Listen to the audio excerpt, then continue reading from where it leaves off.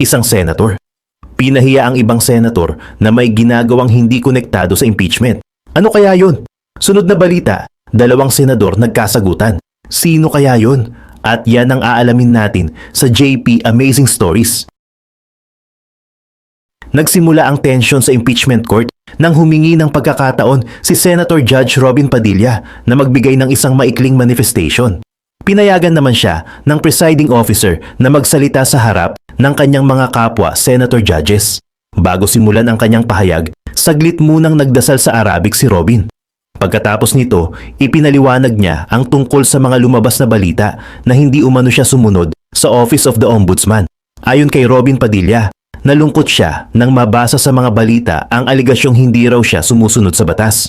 Para sa kanya, mabigat na akusasyon ito dahil isa siyang senador at kasalukuyang nagsisilbing senator judge sa impeachment court. Ayon sa kanya, hindi totoong binaliwala niya ang ipinadalang notice ng ombudsman na nag-uutos sa kanyang magsumite ng counter affidavit. Iginiit niyang sumunod siya at naghain ng kinakailangang dokumento. Inamin ni Robin na hindi siya magpapasakop sa International Criminal Court o ICC. Ngunit ayon sa kanya, ibang usapin ang Office of the Ombudsman dahil kinikilala at iginagalang niya ang nasabing tanggapan. Ayon pa kay Robin, personal din niyang kakilala ang Ombudsman dahil nagkaroon na sila ng mahabang pag-uusap noong nanunungkulan pa ito bilang Secretary of Justice. Habang nagsasalita, ipinakita ni Robin ang original copy ng kanyang counter affidavit.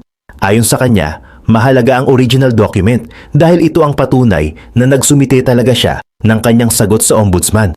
Ayon kay Robin, handa rin siyang bigyan ng kopya ang kanyang mga kapwa senador upang mapatunayan na hindi niya ilalagay sa kahihiyan ang impeachment court at ang mga senator judges na kasama niya. Binatikos din niya ang ilang bahagi ng media. Ayon kay Robin, tila nakisama ang ibang miyembro ng media sa pagpapakalat ng balitang hindi siya sumusunod sa batas kahit hindi pa naririnig ang kanyang panig.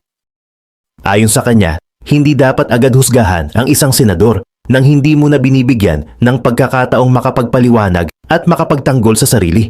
Hiniling din ni Robin sa Senate President at sa kanyang mga kasamahan na tulungan silang maipaliwanag sa publiko ang kanilang panig kapag may ganitong klaseng aligasyon. Matapos ang manifestation ni Robin, kinilala naman ng presiding officer si Senator Judge Erwin Tulfo. Ayon kay Erwin Tulfo, ang impeachment court ay itinatag upang litisin ang mga reklamong isinampalaban kay Vice President Sara Duterte. Dahil dito, ang lahat ng ebidensya, testimonya at pahayag sa loob ng korte ay dapat may direktang kaugnayan sa impeachment case. Ayon sa kanya, napapansin niyang ilang araw nang ginagamit ng ilang senador ang oras ng impeachment court upang ipaliwanag at ipagtanggol ang kanilang sarili laban sa mga alegasyon at investigasyong walang kaugnayan sa kaso ng Vice President. Nilinaw ni Erwin na naiintindihan niya ang frustration ni Robin. Gayunman, ayon sa kanya, hindi ang impeachment court ang tamang forum at lugar upang sagutin ang mga personal na issue ng isang senador. Ayon kay Erwin, maaaring magsagawa ng press conference ang mga senador na gustong magpaliwanag. Maaari rin silang humarap sa Senate media o gumamit ng Facebook at YouTube upang ilahad ang kanilang panig. Ayon sa kanya, hindi dapat gamitin ang oras na nakalaan para sa impeachment trial sa pagdedepensa ng mga senator judges sa sarili nilang mga problema, kaso o investigasyon. Iginiit ni Erwin na ang impeachment court ay ginawa para kay Vice President Sara at hindi para sa mga personal na usapin ng mga senador. Ayon pa kay Erwin, bawat minuto at oras na nasasayang sa mga usaping hindi konektado sa impeachment case ay isang uri ng injustice laban sa Vice President at sa kanyang pamilya. Ayon sa kanya, ang oras ng korte ay dapat ilaan sa pakikinig sa prosecution at defense. Dapat ding mabigyan ng pagkakataon ang Vice President na sagutin ang mga aligasyon laban sa kanya. Sinabi ni Erwin na kailangang matapos ang impeachment trial sa lalong madaling panahon. Ayon sa kanya, kapag walang sapat na ebidensya laban sa Vice President, dapat siyang mapawalang sala. Ngunit kapag may matibay na ebidensya, dapat itong ipresenta at pagdesisyonan ng impeachment court.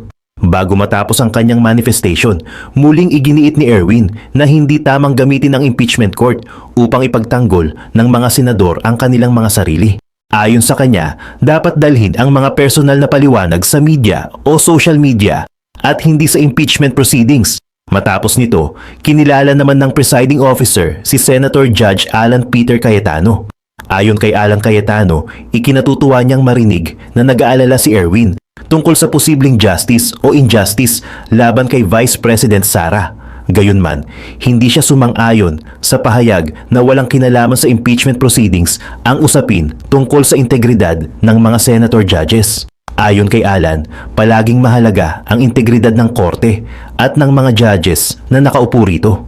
Kapag ang isang judge ay inaakusahan, pinagbabantaan o sinisira ang kredibilidad, maaari itong makaapekto sa tiwala ng publiko sa buong proseso ng paglilitis. Ayon sa kanya, hindi maaring alisin sa konteksto ng impeachment trial ang mga nangyayaring isyung pampolitika sa labas ng korte. Binanggit niya ang iba't ibang kontrobersya, imbestigasyon at aligasyon laban sa ilang senador. Ipinaliwanag din ni Alan na hindi naman nagbigay si Robin ng napakahabang depensa. Ayon sa kanya, tumayo lamang si Robin upang ipakita na sumunod siya sa batas at nagsumite ng counter affidavit. Ayon kay Alan, mahalagang mapanatili ang integridad ng isang senator judge dahil bahagi ito ng integridad ng buong impeachment court. Itinama rin ni Alan ang paggamit ni Erwin sa mga salitang clear at prosecute kaugnay ng trabaho ng mga senator judges. Ayon kay Alan, hindi trabaho ng isang judge na linisin ang pangalan ng akusado o direktang usigin ito. Ang prosecution ang may tungkuling patunayan ang mga paratang, habang ang defense ang may tungkuling ipakitang walang sapat na basehan ng kaso. Ayon sa kanya, ang trabaho ng mga senator judges ay dinggin ang magkabilang panig, suriin ang mga ebidensya at magdesisyon. Ayon pa kay Alan, pagkatapos ng paglilitis, maaari lamang magpasya ang mga senator judges kung i-acquit o i-convict ang vice president. Para kay Alan, mahalagang gamitin ang tamang legal terms dahil maraming mamamayan at law students ang nanonood sa impeachment trial. Hindi dapat magkaroon ng maling impresyon na ang trabaho ng isang judge ay mag-prosecute o mag-clear ng isang akusado. Dahil dito, ang simpleng manifestation ni Robin Padilla ay nauwi sa isang mas malalim na pagtatalo tungkol sa tamang paggamit ng oras ng impeachment court, sa integridad ng mga senator judges at sa tunay nilang tungkulin sa paglilitis kay Vice President Sara Duterte. Muling naging mainit ang talakayan sa impeachment court matapos questionin ni Senator Kiko Pangilinan ang mga manifestation na hindi direktang konektado sa articles of impeachment na nililitis ng Senado. Ayon kay Pangilinan, mayroon ng precedent noong impeachment trial ni dating Pangulong Joseph Estrada, kung saan nagbigay ng manifestation si dating Senator Rene Cayetano tungkol sa isang criminal case na umano'y inihahanda laban sa kanya. Ipinaliwanag ni Pangilinan na bagamat pinayagang magsalita noon si Rene Cayetano sa impeachment court, kalaunan ay ipinasa ang usapin sa Senado bilang legislative body. Dahil dito, iminungkahi niyang ganoon din ang gawin sa manifestation ni Senator Robin Padilla upang hindi na maantala ang impeachment proceedings. Ayon kay Senator Kiko Pangilinan, may precedent na po rito. Noong Estrada impeachment trial, pinayagan si Senator Rene Cayetano na magbigay ng manifestation, pero kalaunan ay ipinasa rin ang usapin sa Senado bilang legislative body. Ngunit agad namang tumutol si Senator Alan Peter Cayetano. Ayon sa kanya, nakapagdesisyon na ang presiding officer na tatalakayin ang issue sa ibang pagkakataon. Subalit kung ipipilit ni Pangilinan na pagdebatehan ito, mapipilitan siyang magtaas ng point of order. Binanggit ni Cayetano ang Rule 6 ng Impeachment Rules. Nakasaad umano rito na maaaring gamitin bilang supplemental rules ang Rules of the Senate at ang Revised Rules of Court kapag naaangkop. Para kay Cayetano, kapag nakakaramdam ng banta ang isang senador o may nangyayaring hindi tama laban sa kanya, maaari siyang magbigay ng personal o collective privilege speech. Ayon kay Senator Alan Peter Cayetano, sa Rules of the Senate, kapag ang isang senador ay nakakaramdam ng banta o may nangyayaring laban sa kanya, maaari siyang tumayo at magsalita sa isang point of personal and collective privilege. Iginiit din ni Cayetano na hindi sila ang nagsasayang ng oras. Pwede naman daw pag-usapan ang issue sa isang caucus sa halip na magkaroon ng mahabang debate sa gitna ng impeachment trial. Dahil nabanggit ang kanyang pangalan, muling humingi ng pagkakataong magsalita si Pangilinan. Ipinaliwanag niya na ang Rule 6 na binanggit ni Cayetano ay pangunahing tumutukoy sa mga usapin tungkol sa evidence at sa mga ruling na may kinalaman sa ebidensya. Ayon kay Senator Kiko Pangilinan, ang Rule 6 ay tumutukoy sa evidence at sa mga ruling tungkol sa evidence. Hindi po ito tumutukoy sa privilege speeches. Ayon kay Pangilinan, pinayagan lamang nilang magsalita ang ibang senador dahil sa spirit of liberality o pagbibigay ng maluwag na pagkakataon sa mga miyembro ng impeachment court. Gayunman, nagbabala siya na hindi dapat abusuhin ang pagiging maluwag ng hukuman.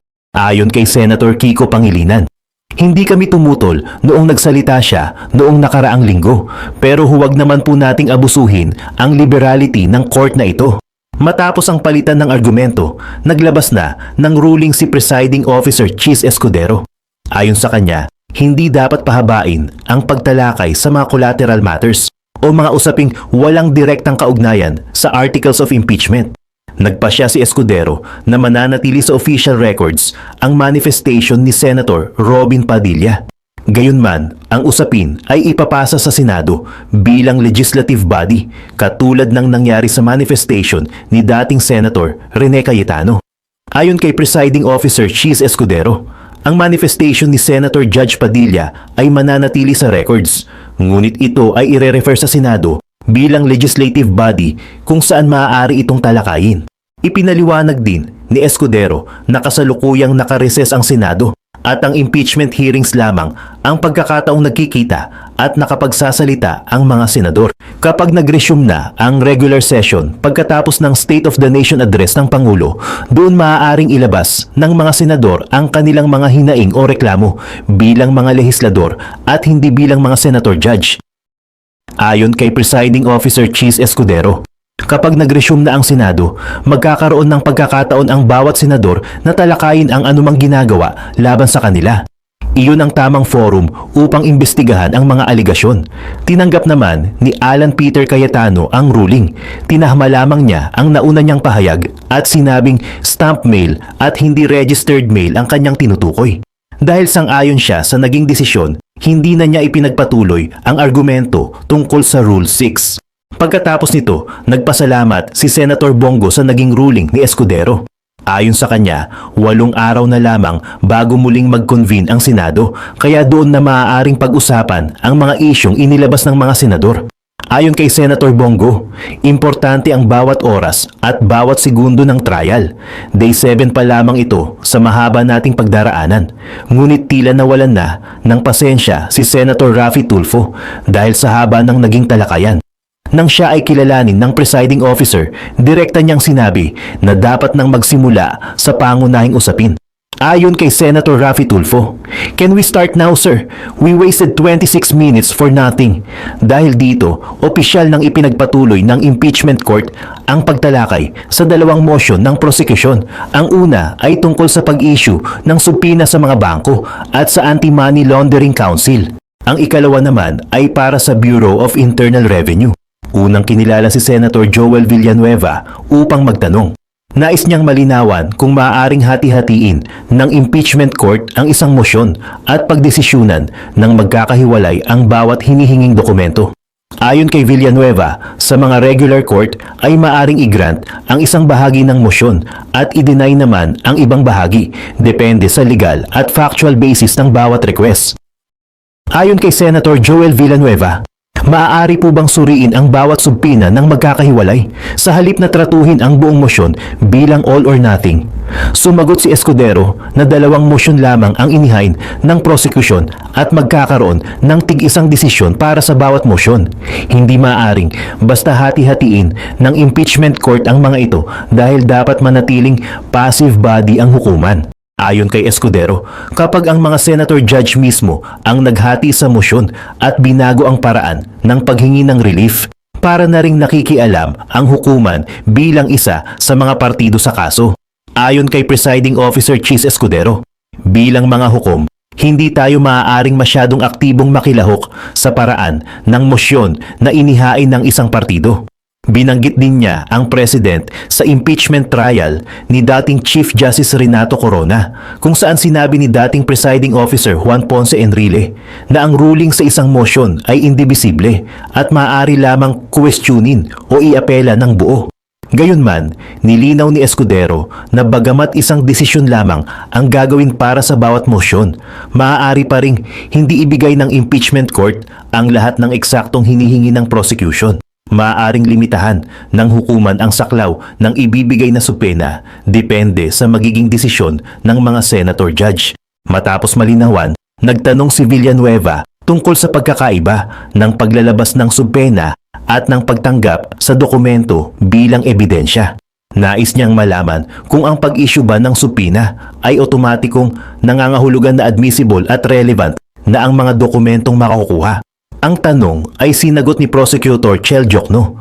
Binanggit niya ang naging ruling ni Juan Ponce Enrile sa Corona impeachment trial. Ayon dito, ang pag-issue ng subpoena ay pahintulot lamang upang mailabas at maipresenta ang hinihinging records.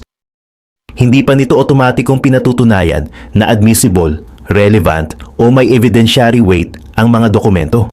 Ayon kay Prosecutor Chel Diokno, ang hiling lamang ng prosecution ay mailabas ang ebidensya. Hindi pa tayo nasa punto kung tatanggapin ito ng hukuman bilang admissible evidence. Sa madaling salita, hiwalay na proseso ang pagkuha ng records at ang pagdedesisyon kung maaari itong gamitin bilang ebidensya.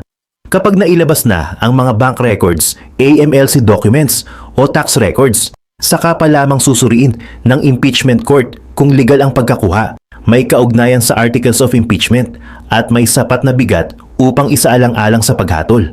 Dito naging malinaw na ang laban tungkol sa subpoena ay hindi lamang simpleng usapin kung ilalabas ang mga dokumento.